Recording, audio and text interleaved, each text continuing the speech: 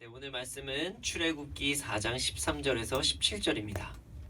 오늘 말씀은 출애굽기 4장 13절에서 17절 말씀입니다. 네, 오늘 말씀은 출애굽기 4장 13절에서 17절 말씀입니다. 출애굽기 4장 13절에서 17절 말씀입니다. 함께 읽겠습니다. 모세가 이르되 오 주여 보낼 만한 자를 보내소서. 여호와께서 모세를 향하여 노하여 이르시되 레위 사람 내 형 아론이 있지 아니하냐. 그가 말 잘하는 것을 내가 아노라. 그가 너를 만나러 나오나니 그가 너를 볼 때에 그의 마음에 기쁨이 있을 것이라. 너는 그에게 말하고 그의 입에 할 말을 주라. 내가 내 입과 그의 입에 함께 있어서 너희들이 행할 일을 가르치리라. 그가 너를 대신하여 백성에게 말할 것이니 그는 내 입을 대신할 것이요 너는 그에게 하나님같이 되리라. 너는 이 지팡이를 손에 잡고 이것으로 이적을 행할지니라. 아멘. 인터넷이랑 그러니까 인터넷 때문에 그리고 또 어떠한 정보의 공유가 많이 이루어지는 그런 상황 때문에 세상이 많이 바뀌었습니다. 그러니까 이전에는 방송국을 통해서만 방송을 했는데요. 지금은 여러 가지 기회가 많아졌습니다. 그래서 개인 방송을 하는 여러 가지 프로그램도 많이 생겼고요. 그리고 어떤 사이트들도 많이 생겼습니다. 또한 1인 출판이 가능한 세상이 나왔습니다. 책을 적어서 낼 때요. 혼자 출판사를 만들어서 그리고 출판을 기획해서 책까지 내는 사람들도 점점 많아졌습니다. 그래서 각자의 의견을 책으로 내어서 이야기할 수 있는 세상이 찾아왔습니다. 요즘은 많이 그 외치는 것에 집중을 하는 것 같아요. 그러니까 자신의 권리, 자신의 말할 권리, 자신이 표현을 주장하는 권리, 뭐 이런 자신이 여러 가지 많은 사람들이 자신의 주장을 이야기하고 있습니다. 자신의 권리 그리고 자신 주장을 이야기하는 것은 참 좋습니다. 참 중요한 것이에요. 나의 마음과 생각을 아주 자유롭게 표현할 수 있는 것은 매우 중요한 것입니다. 그러나 표현의 자유가 자유를 넘어서 방종이 됐을 때는 좀 불편을 겪을 때도 많이 있습니다. 자신의 주장이 옳다는 것을 막 강조하다가 보면은 우리의 마음이 가끔은 강팍해질 때가 있다는 것입니다. 그 돌처럼 아주 단단해져서 다른 것을 듣지 못하고 자신의 것만을 주장하는 그런 상황이 발생될 때도 있다는 것입니다. 상황이 좀 다르긴 한데요. 오늘 말씀에서도 비슷한 사람이 나옵니다. 오늘 말씀을 통하여 강팍함과 그 강팍함에 대한 그것을 어떤 자유를 누릴 수 있는 것, 그것에 대해서 함께 나누기를 원합니다. 오늘 말씀 13절입니다. 모세가 이르되 오 주여 보낼 만한 자를 보내소서. 오늘 본문은 그 모세의 대답으로부터 시작이 됩니다. 주여 보낼 만한 자를 보내소서, 이렇게 이야기를 합니다. 이전의 말씀을 한번 잠시 짚고 넘어가야 오늘 이야기가 좀 수월하게 넘어갈 수가 있습니다. 모세가 무슨 주장을 하는지 알 수도 있습니다. 많은 분들이 저희 설교를 계속 들으신 분들은 아시겠지만 모세는 애굽에서 도망쳐서 나와서 시간이 흐른 후에 그 불이 붙었지만 소멸되지 않는 나무를 보게 됩니다. 그리고 나서 그곳에서 하나님을 만납니다. 하나님께서 모세에게 이스라엘 민족을 출애굽시키는데 모세를 사용하시겠다고 말씀하셨습니다. 그러자 모세는 여러 가지 핑계를 대요. 하나님 저는 못하고 이래서 못하고 저래서 못하고 이래서 못하면 이렇게 핑계를 하나님께 댑니다. 그러면서 자신은 하나님의 일을 하기에 적합한 자가 아니라고 계속 주장을 합니다. 그러자 하나님께서는 이런 행동을 하십니다. 모세가 가지고 있던 지팡이를 던져서 뱀이 되는 기적을 보이시고 모세가 자신의 손을 자신의 품에 집어넣고 나서 빼자 나병이 온몸에 그 손에 일어나는 그런 역사, 그리고 다시 또 그것을 품에 집어넣고 다시 빼자 그 나병이 전부 다 치유가 되는 그런 사건이 일어나는 놀라운 기적이 일어나는 사건이 일어납니다. 그리고 나서 이젠 또 모세가 말을 못한다고 이야기를 합니다. 그러자 하나님께서 너 말할 능력까지 내가 주겠다. 그러니까 제발 출애굽하는데 네가 중심이 돼서 나의 통로가 되어주렴, 이렇게 이야기를 하셨습니다. 하나님께서. 그런데 그래도 모세가 주장하는 것입니다. 어떻게 주장했냐면 주여 보낼 만한 자를 보내소서, 저는 아닙니다, 이렇게 이야기를 하는 내용이 오늘의 내용입니다. 그러자 하나님께서 이렇게 말씀하십니다. 본문 14절입니다. 여호와께서 모세를 향하여 노하여 이르시되 레위 사람 내 형 아론이 있지 아니하냐. 그가 말 잘하는 것을 내가 아노라. 그가 너를 만나러 나오나니 그가 너를 볼 때에 그의 마음에 기쁨이 있을 것이라. 중요한 단어가 있는데요. 하나님께서 노하시면서 말씀하십니다. 이제 화를 내신 거예요. 야, 그래, 알았어. 네 형 아론 있잖아. 그 아이 말 잘해. 됐지? 이렇게 말씀하신 거예요. 못한다는 말 그만해라. 야, 내가 함께 하는데 너 왜 그러냐. 레위 사람 네 형 아론을 너한테 보낼 거야. 그러니까 그 아이 말 진짜 잘. 아이도 아니죠. 이제 여든이 이제 넘은 거의 노인. 그 사람 말 잘해. 그 나의 아들. 그래, 나의 백성 말 잘해. 그러니까 제발 가. 돕는 사람 붙여줄 테니까 가. 이렇게 말씀을 하신 거예요. 하나님께서는요, 모세에게 아론을 붙여주시겠다고 말씀을 하셨습니다. 그리고 나서 모세에게 다시 말씀하십니다. 15절에서 16절입니다. 너는 그에게 말하고 그의 입에 할 말을 주라. 내가 내 입과 그의 입에 함께 있어 너희들이 행할 일을 가르치리라. 그가 너를 대신하여 백성에게 말할 것이니 그는 내 입을 대신할 것이요 너는 그에게 하나님같이 되리라. 이게 무슨 말이냐면 모세와 아론의 사역이 어떻게 진행될지, 모세와 아론의 관계가 어떻게 진행될지를 하나님께서 말씀해 주신 거예요. 그리고 어떻게 아론이 너를 도울지를 구체적으로 말씀하신 거예요. 아론은 사실 모세의 형입니다. 형인데 하나님께서는 아론을 모세의 조력자로 사용하신다고 오늘 말씀을 통해서 말씀하신 것입니다. 심지어 아론이요, 모세를 절대적으로 따를 것이라고 하나님께서 말씀하신 거예요. 하나님은 그 두려워하고 있는 이 모세에게 아주 좋은 동역자를 붙여주셨습니다. 심지어 모세를 하나님과 같이 따를 만한 그런 아론을 붙여주신다는 것입니다. 그리고 나서 말씀하셨어요. 17절입니다. 너는 이 지팡이를 손에 잡고 이것으로 이적을 행할지니라. 이게 모세는 자신의 형이 자신의 동역자가 되는 것, 그 이상의 것으로 하나를 더 받습니다. 그게 뭐냐면요, 지팡이에요. 사실 이 지팡이는요, 이전부터 가지고 있었던 지팡이입니다. 모세의 지팡이에요. 모세는 모세가 사는 지역에서 목자였던, 뭔가 목동의 역할을 했습니다. 그러다 보니까 당연히 지팡이가 필요했겠죠. 근데 이 지팡이를 사용하신다는 거예요. 모세가 그냥 그동안 그냥 살면서 사용했던 지팡이까지도 그 능력의 지팡이가 되게 하신다는 말씀입니다. 이 지팡이를 통해서 이적을 행하신다고 말씀하신 거예요. 한마디로 모세는요, 엄청난 동역자와 엄청난 능력까지 받는다는 것이에요. 하나님은 그렇게 모세를 사용하시겠다고 모세에게 말씀하셨습니다. 사실 오늘 말씀의 주제가 뭐냐면요, 강팍함이에요. 강팍하다. 이런 생각을 하실 수도 있을 것 같아요. 아니, 오늘 말씀의 주제랑 오늘 말씀이랑 강팍함이랑 어떻게 어울리지? 어떻게 강팍함이 오늘 주제가 될 수 있지? 하지만 오늘 말씀의 주제는 강팍함입니다. 그 이유는 그 강팍함이라는 단어에 대한 그 뜻을 알게 되면은 그 이유를 알 수가 있게 됩니다. 이게 약간 여담일 수도 있지만 제가 그 사전을 찾다가 처음 알게 됐어요. 저는 그동안 강팍함인 줄 알았거든요. 근데 국어사전에 강피약함이래요. 그러니까 여러분들 그 오용하지 마시고 잘못 사용하지 마시고 강팍함이 아니라 강피약함이라는 것을 잊지 마십시오. 네, 어쨌든 그 강피약함. 저는 이제 그 말씀을 전하기 전에 그 검증을 꼭 해보거든요. 그래서 국어사전을 항상 찾아보고 그 지식사전이나 아니면 그 주석이나 여러 가지를 찾아봅니다. 근데 강피약함이더라고요. 네, 아무튼 그렇습니다. 어쨌든 그 강팍함이라는 것은요, 성격이 매우 까다롭고 고집이 세다라는 뜻입니다.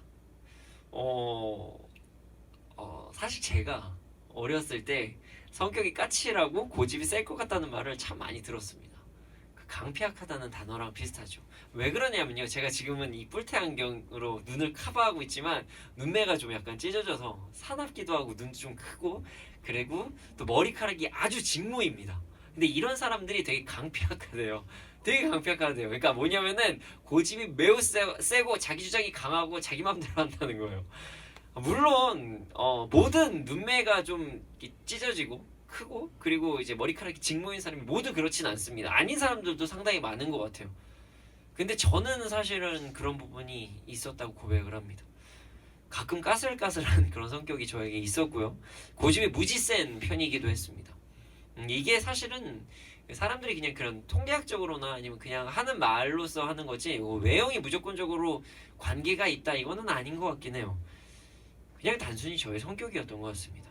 그러나 전 주님 만나고 조금씩 성화되는 과정 가운데 저의 성격도 많이 좋아졌다고 생각을 합니다. 물론 저를 많이 아시는 분들은 아직 멀었는데 그렇게 생각할 수도 있어요. 맞습니다. 아직 연약합니다. 그러나 예수 그리스도를 진짜 온 몸으로 만나고 그리고 제가 성화의 과정을 점점 치르면서 저 또한 그 강팍함이라는 것이 점점 더 줄어든다는 것을 알게 되었습니다. 근데 사실 저만 그런 것이 아니라 요즘 시대에 많은 사람들이 그 강팍한 마음이 있다는 것이에요. 아주 매우 순한 사람도 어떤 부분에서는 강팍한 마음이 있습니다. 이것이 인간의 연약함입니다. 그러나 그런 부분까지도 사용하시는 분이 우리 하나님이십니다. 모세의 마음은 참으로 강팍했던 것 같습니다. 하나님께서는 이스라엘 백성들을 출애굽시킨다고 분명히 말씀을 하셨어요. 그리고 그 중심에 모세를 세우겠다고 말씀하셨습니다. 그런데 모세가 거부를 합니다. 하나님, 뭔가 잘못 찾아오신 것 같아요. 전 그럴 사람이 아니에요. 전 그 정도의 레벨이 되는 사람이 전혀 아닙니다. 이렇게 이야기를 합니다. 그러니까 오히려 하나님께서 모세를 자꾸 설득시키세요. 아니야, 너 그제 그런 사람 맞다니까. 아니야. 설득시키는 과정이십니다. 그래서 처음에는 이런 과정으로 설득시킵니다. 모세가 엄청난 사건을 보게 됩니다. 이게 하나님의 계획이에요. 불은 붙었는데 타지 않는 나무가 모세의 눈에 띄게 됩니다. 말이 안 되죠. 나무는 제가 고기를 상당히 좋아합니다. 심지어 저는 그 숯에다가 구워 먹는 그런 고기를 좋아합니다. 여러분, 그 나무를 계속 구우면요 숯이 되고요. 숯도 계속 구우면 단단해지거나 없어집니다. 이 세상 어떤 것도 계속 태웠을 때 남는 것은 없습니다. 다 재가 됩니다. 그런데 나무가 그 강한 불꽃이 있었음에도 불구하고 계속적으로 타들어가는 것, 엄청난 현상입니다. 모세는 그러니까 그것을 보고 너무나 신기해서 다가갑니다. 그런데 그때 하나님의 음성을 듣게 됩니다. 모세야, 가까이 오지 마라. 그리고 가까이 오려면 너의 신을 벗어라. 이곳은 거룩한 곳이다.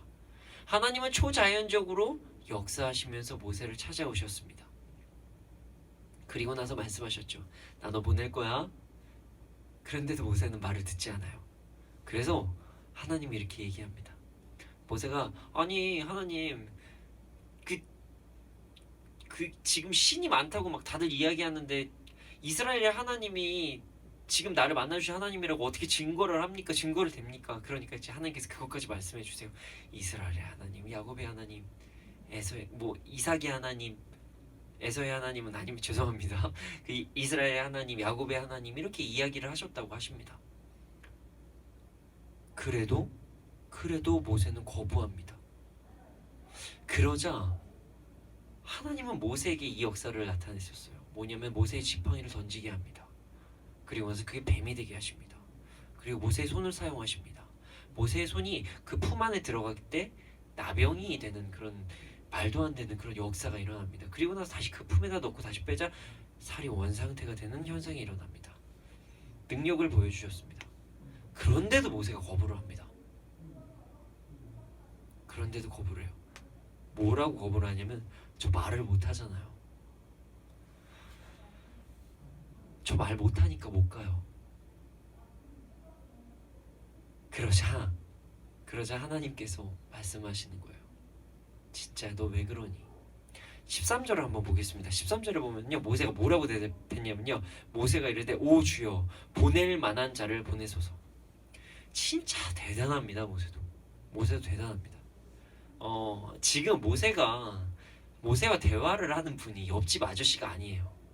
이웃집 아저씨가 아니라 그냥 지나가던 행인이 아니에요. 지금 하나님하고 대화를 하고 있는 것입니다. 그 하나님은 세상을 창조하시고 그리고 그 세상을 다스리시고 그리고 그러다가 이스라엘의 기도를 응답하시겠다고 찾아오신 그 하나님이 전능하시고 전지하신 그 하나님이 모세에게 찾아와서 말씀하신 거예요. 그런데 그 하나님을 모세가 거부합니다.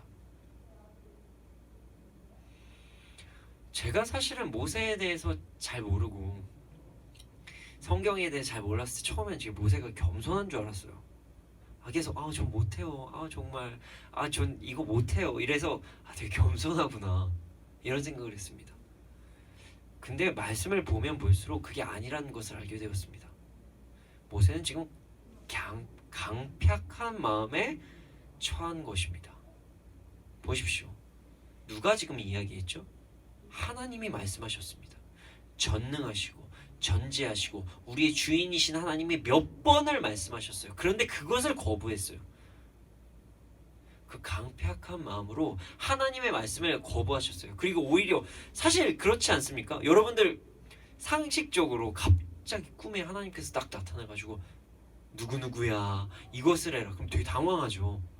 그리고 할 수밖에 없습니다. 갑자기 초자연적인 게 막 보이고 막 그래요. 그럼 당연히 웬만한 사람 다 할 거예요. 근데 모세는 몇 번을 계속 거부한 거예요. 강팍한 것입니다. 모세가 이렇게까지 강팍했었던 이유는 무엇일까요? 아마도 그것은요, 두 가지 원인으로 파악될 수가 있을 것 같습니다. 물론 많은 원인이 있지만 저는 두 가지를 꼽을 수 있다고 생각을 합니다. 그 두 가지 중에 첫 번째는요, 상처입니다. 모세는 상처가 아주 많은 사람입니다. 아주 많았죠. 그리고 상처 중에서 그 실패의 아픔이 있는 사람이었어요. 자신이 했던 어떤 선함이 아픔으로 돌아왔던 사람이에요. 사실 모세는 애굽에서 쫓겨나지 않아도 될 만한 사람이었습니다. 왜냐면은 모세는 그 당시에 바로의 딸의 양 아들이었어요. 근데 모세가 어떤 일을 행했냐면 이스라엘 백성을 돕다가 애굽 사람을 죽이게 된 거예요. 이스라엘 백성 돕다가. 그런데 그 이스라엘 백성을 돕다가 애굽 사람을 죽였는데 이스라엘 백성이 그것을 신고한 거예요. 어떻게 보면. 그러니까 와 진짜 내가 저 사람들 도왔는데 나를 신고해? 이건 아니지 않나? 나 지금 애굽의 왕손으로 해서 그냥 편안하게 살아도 되는데 지금 뭐 하자는 거지? 나 진짜 최고의 교육까지 받은 사람인데 난 안 되는구나. 이 사람들 참 너무하는구나. 진짜 내 말을 믿지 않는구나. 날 정말 어떻게 이럴 수가 있지? 모세는 가슴에 상처가 대단했을 것이에요. 그리고 또한 실패자라는 낙인도 찍혔을 것이에요. 모세가 얼마나 그의 부모님이 보고 싶었을까요? 애굽을 떠나고 나서 어머니를 얼마나 보고 싶어 했을까요? 친구들을 얼마나 보고 싶었을까요? 그런데도 모세는 도망자가 돼서 갈 수가 없었습니다. 그러면 얼마나 그게 한이 됐을까요? 자신의 가족을 보지 못하고 자신의 살던 나라에 가지 못하는 게 얼마나 한이 되었을까요? 자신의 실패로 그토록 함께하고 싶은 자신의 어머니, 친구, 가족과 함께하지 못하고 타지에서 몇십 년의 세월을 보냈습니다. 나는 아무것도 못할 것이라는 자괴감이 찾아왔을 것입니다. 과거의 상처가 모세를 그렇게 강팍하게 만들었던 것입니다. 그러니까 그 상처에 집중을 해서 하나님의 말씀을 들리지 않았던 것이에요. 아무리 능력을 주신다고 그렇게 말씀을 하셔도 내가 이 상황인데, 나 이렇게 상처받은 사람인데, 나 이런 실패를 했는데 내가 어떻게 해요? 저 그런 사람 아니에요. 잘못 찾아오셨어요. 이렇게 오히려 하나님의 말씀을 거부한 것이에요. 매우 강팍한 거죠. 모세는 하나님을 보지 못하고 자신의 상처를 본 것입니다. 모세는 하나님을 보지 못하고 자신의 과거를 보았습니다. 그래서 하나님의 말씀을 들을 수가 없었습니다. 모세는 그 상처 때문에 마음의 강팍함이 심어졌던 것입니다. 그리고 두 번째는 두려움입니다. 모세는 새로운 것을 행하는 것에 참 두려웠을 것이에요, 아마. 왜냐하면은 다른 사람들이 자신을 어떻게 바라보는지가 참 두려웠던 것 같아요. 그리고 미래에 대한 두려움도 아마 컸던 것 같습니다. 하나님께서 그렇게 말씀하셔도 애굽까지 가는 그 두려움이 컸던 것 같아요. 애굽의 도망자가, 애굽에서 도망 나온 그 도망자가 애굽으로 들어간다는 그때의 사람들의 시선과 주위의 환경이 너무나도 두려웠던 것이에요. 또한 그리고 이제 내가 나그네로서 살다가 여기에서 자식도 낳고 아내도 있는데 이것을 다 두고 가는 그런, 그때 어떻게 해야 될지 모르는 그런 두려움이 찾아왔던 것이죠. 그래서 모세는 그 두려움이, 그 모세의 그 두려움이 모세를 강폐하게 만들었던 것입니다. 모세의 상처와 그 모세의 두려움은 모세의 마음에 강폐함을 심어 놓았습니다. 우리 또한 그럴 때가 참 많습니다. 우리의 상처와 우리의 두려움이 우리를 강폐하게 만들 때가 참 많습니다. 하나님께서 아무리 말씀하셔도 들리지가 않아요. 하나님께서 함께 하시는 증거가 보여도 보이지가 않아요. 나는 안 보여요. 남들은 다 그렇대요. 와, 하나님께서 너와 함께 하시네. 근데 나는 그게 안 보여요. 이게 하나님께서 함께 하시는 거라고? 말도 안 돼. 이건 말도 안 돼. 이게 무슨 하나님께서 함께 하시는 거야? 나는 보지 못합니다.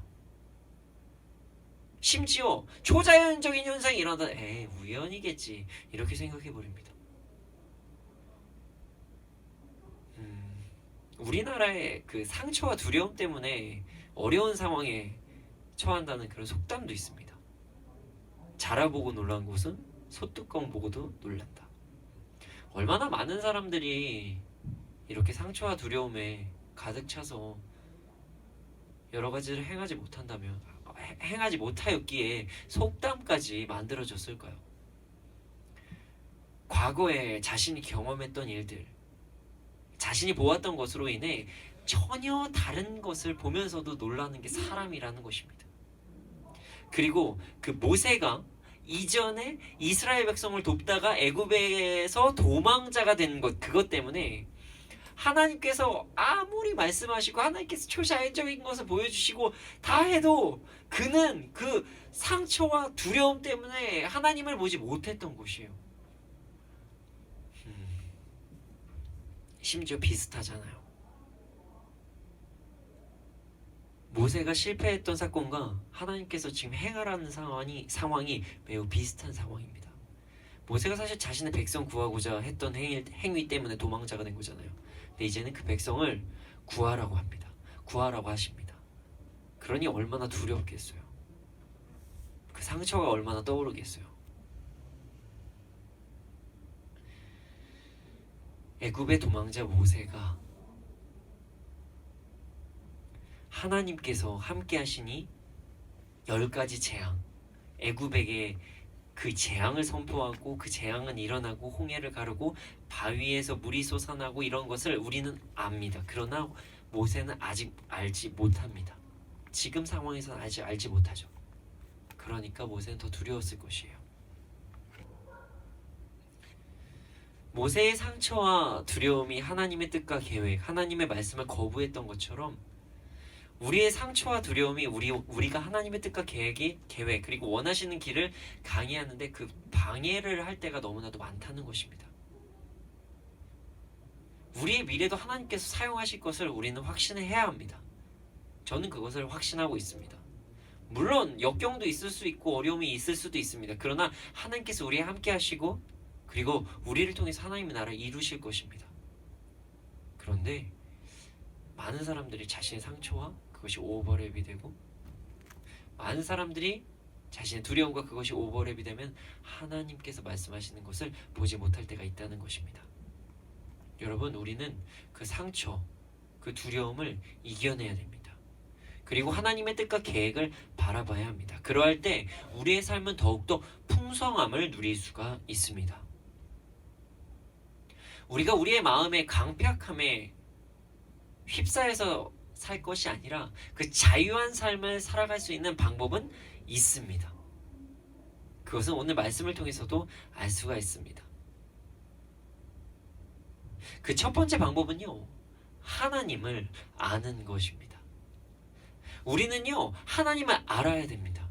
하나님을 알면 우리의 마음에 강팍함이 점점 사라지게 됩니다. 자, 모세가 실수했던 것이 이것이에요. 자신이 지금 누구랑 이야기하는지 몰랐다는 것이에요.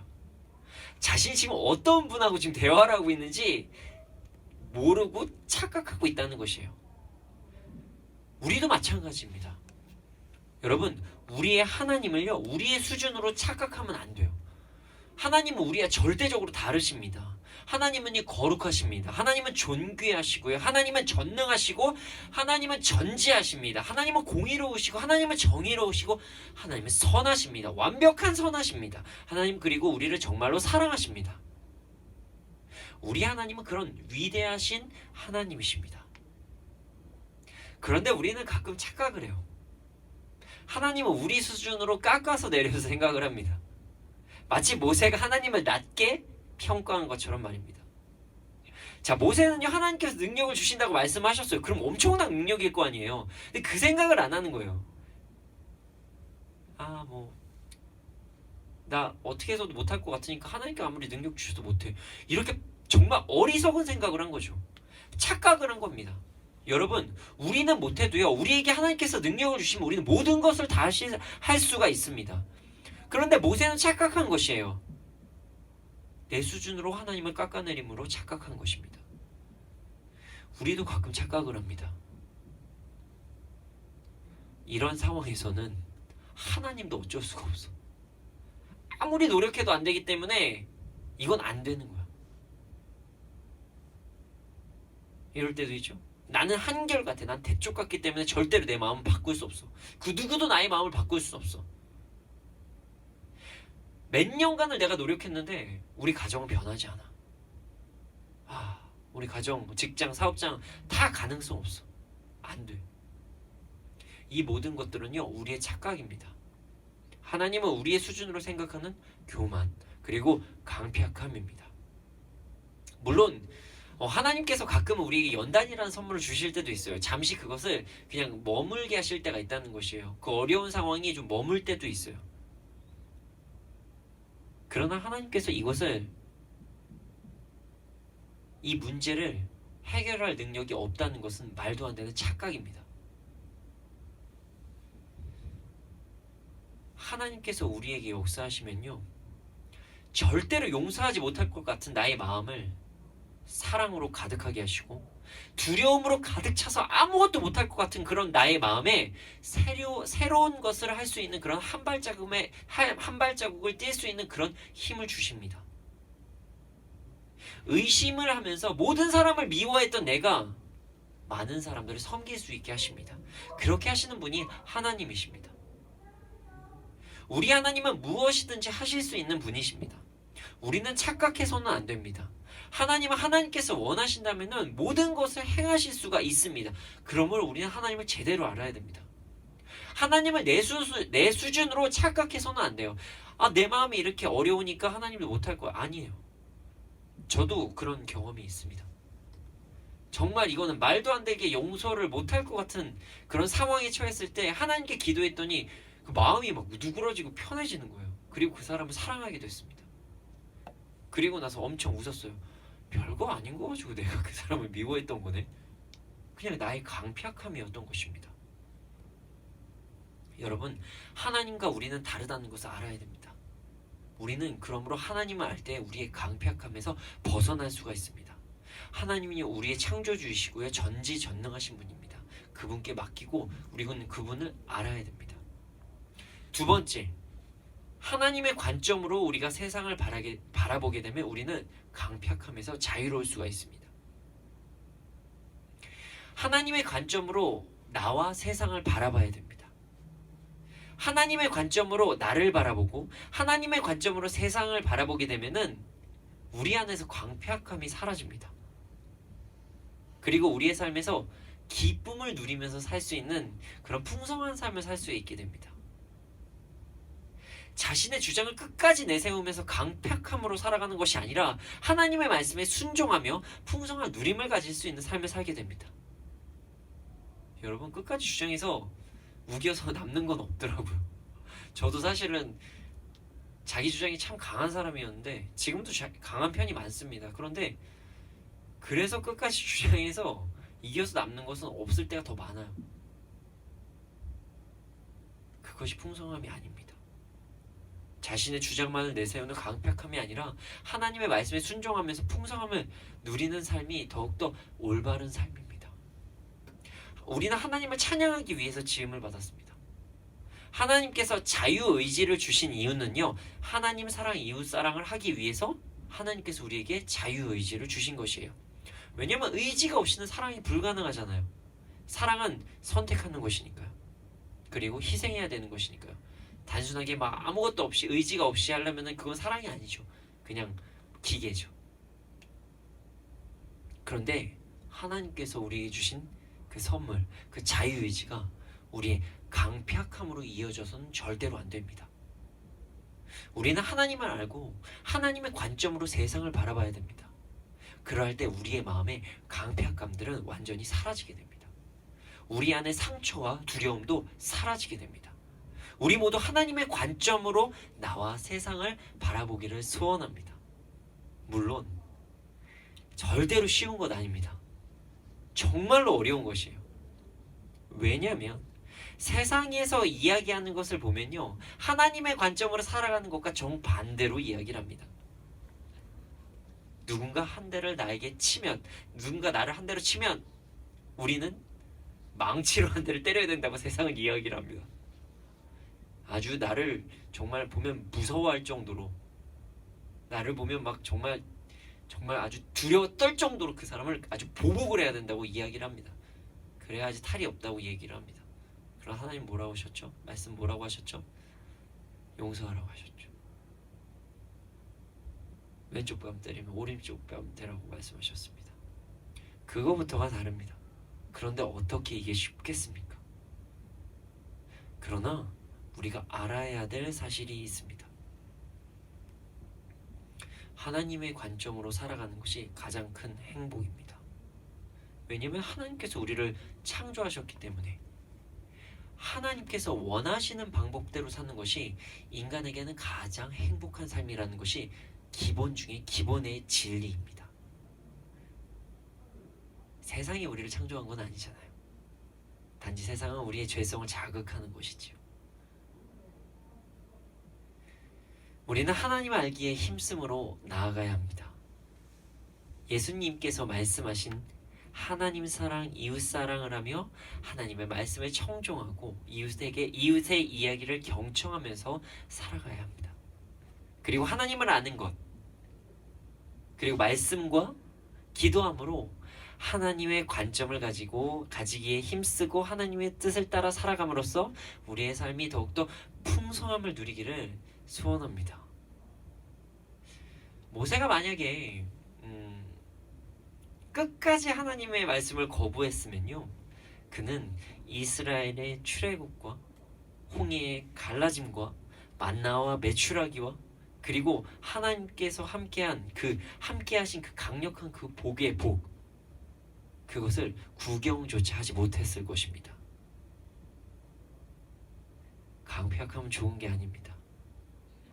하나님을 알기에 힘쓰고 하나님의 관점으로 나아가면서 우리의 삶에 강팍함을 없애고 온유함과 풍성함이 가득 차기를 소원합니다.